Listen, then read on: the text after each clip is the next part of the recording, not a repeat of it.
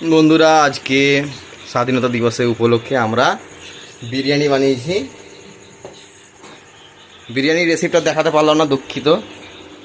কেন সে সময়ে লাইন ছিল না আর কারেন্ট না থাকা সত্ত্বে আমরা দেখাতে পারলাম না। আমরা রান্না করার পর দেখাচ্ছি কীরকম হয়েছে। দেখি